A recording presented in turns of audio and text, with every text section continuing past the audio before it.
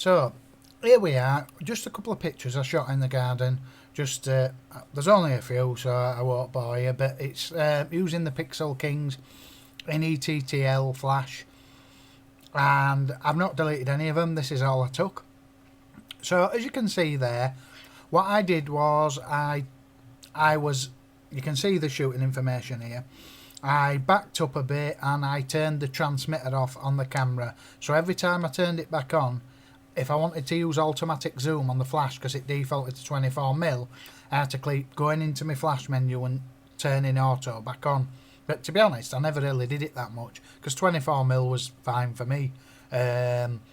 So here we go. So there's a base exposure with the transmitter turned off.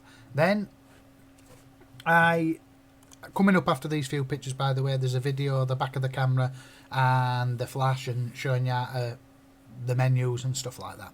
So if you have a look, there's the flash was on the right hand side on a stand placed here direct, and as you can see, there's the flash coming in from the right hand side. ETTL, I think I had a bit of compensation on the flash on the negative side. I think it was down -1 full stop, but as you can see, it fired lovely.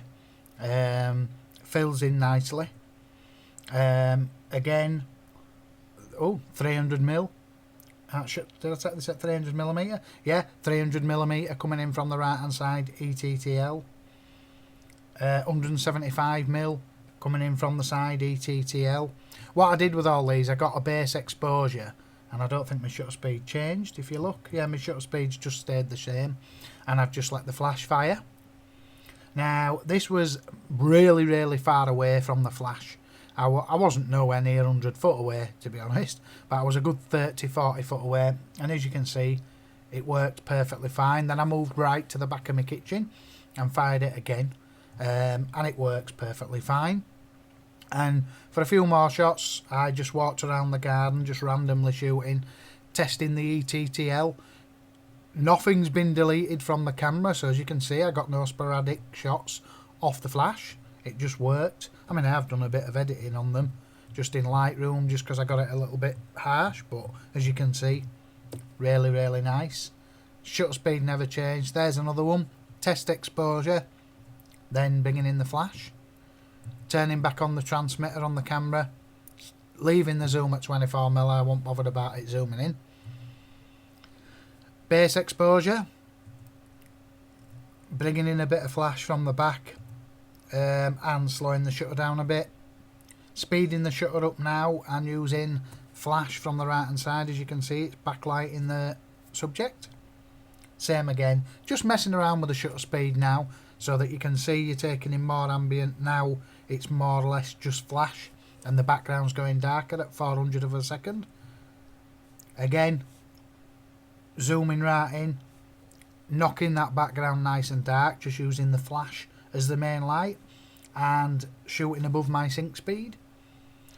Same shot now, but slowing down the shutter speed to take in a bit of ambient, but the backlighting is coming from the flash. Same again, I won't bore you now. This, on the way back in the house, I just took a picture of the bike and then sent in a bit of flash in ETTL. I could have probably done with turning down a bit and diffused a bit, but that's not the purpose of this video. Came in the house, shot this shot, decided to just, well, I had the flash on a stand, just come in with a bit of ETTL. Shot this book, again, come in with a bit of ETTL. And that's it basically. I won't bore you anymore with pictures. Now we'll go over to the video of me showing you the back of the camera. So here we are again. Let me see if I can stand in the way of that reflection.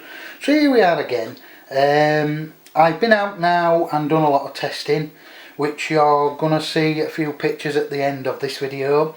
But I just thought I'd put the flash next to the camera and show you.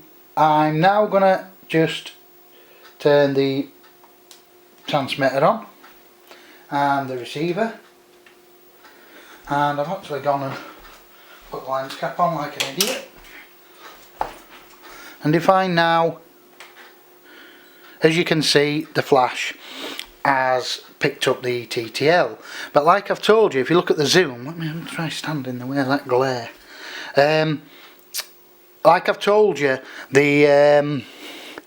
it defaults to, as you can see, even though it's on auto, it won't work. But if I now just click, I clicked auto and it worked. So if I turn everything back off again and back on again, it won't remember the zoom. So if I was to turn the transmitter off, get me, I mean that's just remembered from the last screen, it's not right. And then I turn it back on, and then, can you see me zoom? So again, you've got to go into the menus, flash control, external, and just quickly tap the auto and it'll come on. To be honest, I'd shoot most things at 24mm anyways, it's not really a problem, but that is a problem. Now, if you was to go and choose ETTL2 and go into manual flash, and say set it at 32 power, then turn your transmitter off, and get your background exposure, turn it back on, and we click again, and as you can see it's jumped right back into ETTL. So that's the bug I was telling you about. You would just have to remember to quickly, that's why I told you to remember your flash power. So as you turned on, you'd have to quickly just go back to manual, check that it was on a 32, and bang, you're good to go. Flash has also defaulted back on the zoom, so you'd have to go in if you wanted that and OK that, and you get your auto again. So that's the little bug I was telling you about. But apart from that, that's not a problem. Well, I'll just show you the menus now. Now, the flash control, you go into your external and you can choose ETTL or manual flash. What did that just say? Alright, there you go, ETTL. Hang on. External. Then you've got your ETTL, you've got your first curtain sync. So if I go to second curtain sync, you'll see it transmitted across to the flash. If I go back to high speed, or you can go to first curtain, you've got flash exposure compensation. You've got your exposure compensation, which you can do. You've got your ETTL2 evaluative or average, you can do your zoom. Now, that's all the things that you can do from your menu. Now, that's great, that can be off camera, and I've tried it, it can be 30 foot away, 40 foot, 50 foot, and you can do any of these settings, bearing in mind that little bug that's in the firmware, which is not a problem once you know about it. ETTL works breathtakingly good. I've just been out and took only probably 50 or 60 shots, to be honest, in the garden, but every one of the shots turned out spot on. They just worked in ETTL. I mean, I did a couple in manual, which was expected to work anyway, because you're manually controlling it, but I did a couple of shots and they worked phenomenal. ETTL nearly every shot. I never got any sporadic shots where I took a shot and thought, holy crap, what did the flash just do then? It worked as it should, 100%. It's not let me down in about 160 shots now, so I'm quite confident that it's a nice thing. The only thing that I would like to know how to do myself, now you can go into your, now if I was to buy another one of these receivers, from this actual menu here, you can't actually control two flashes. You've only got, I mean, I'm on Group A on this, but I'm not in the, if you go into your wireless setup, you can enable it. But I don't know, let me see what it's doing. Is it still actually working? Let me zoom in. No, it's still working. But I don't know how you do that, to be honest with you guys. I'm assuming you'd have to go into the wireless setup, and oh yeah, that's probably I'm sure there's no ratios or nothing on, so I don't, without having another one on, I'm only getting a Group A, unless I've got to, hang on, let me try this, go put the flash into master.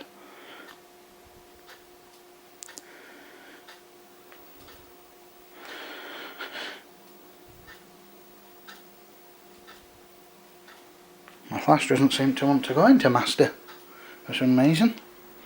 So I don't know how that exactly works when you get a second flash, how it'd work on the system then.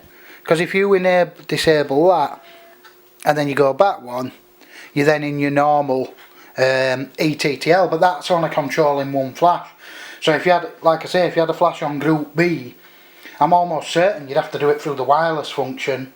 Because in that one menu there for your external flash, you've only got that. It ain't going to control, well, it might control two flashes, but they'll both get the same output power.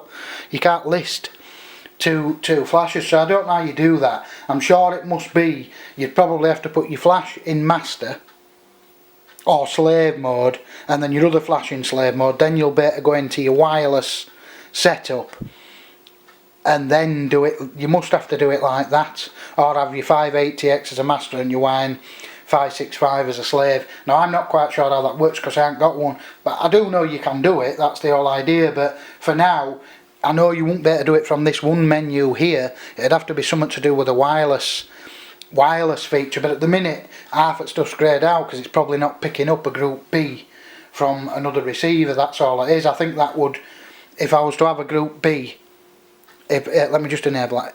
If I was to have a Group B and have that on master and the other one as slave, I should be able to then get my ratios between two groups, but at the minute I think that's why that's not working. I'm quite confident that's why that's not working, but I would like confirmation. So yeah, that's basically it really. There's no to it. You just use your cameras menu there, with your camera, with your flash off camera as if it was on camera, and it just works. And there's no point me sat here talking shit because it just works. End of. I found a bug. Sorry about the shit word, but that's what I feel like using. I'm not going to sit here and bore crap out of you. It works. But let me just mention a few things.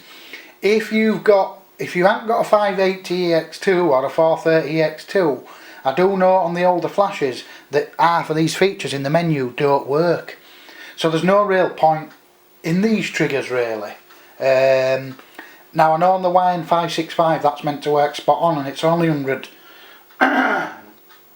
It's only 100 and something quid, and that's meant to work absolutely spot on, and that's going to be my second flash that I'm going to get, and hopefully I can run, I mean to be fair, on my 600D that I'm recording on, I could run them both from the built-in wireless on that, but again, line of sight, I want this feature that I've got now. It works absolutely spot on, and as you can see, you can just zoom in. Can we zoom in a bit? Am I zooming there? It's focus, isn't it?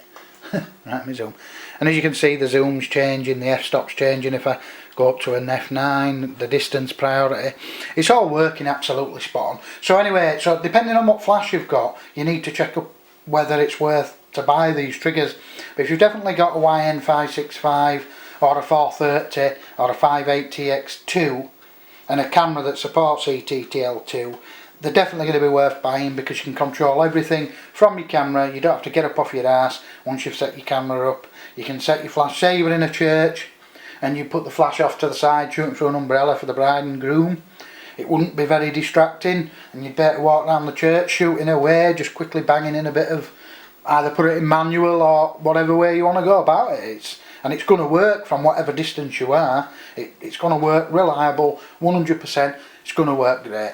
It will be nice to see how it goes on with a second flash. Now I know I could implement me YN560 and tell it to go off when this one flashes, but I mean that's how I will be doing it for now if I have to, but unfortunately I'll have to wait till I get the YN565 in the second receiver. But I'm going to try these a bit more. I'm going to do a couple of portraits of my son, and I'm going to put the flash in a softbox just to make sure it works, but I know damn well it's going to do, but I'll do it anyway.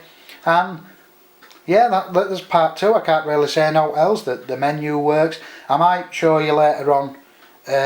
I'll use the 600D menu, but it's going to do the same thing. Your flash menu is going to control it. They work spot on. These are quite handy. They're a bit fiddly to get to, but they've got like output points in them to make them really just hold your thing and slacken it off. They slacken off nice and easy. They come off nice and easy. They just work, end of. If you're interested in a set and you like off-camera flash and you want to be able to control it when you're stood wherever you are, at a distance away, whatever, I'm going to show you some pictures what I shot with my telephoto lens. I mean, I did some close and I did some backlighting all in ETTL. Turned down I think half a stop and a stop sometimes. Some of them were normal ETTL.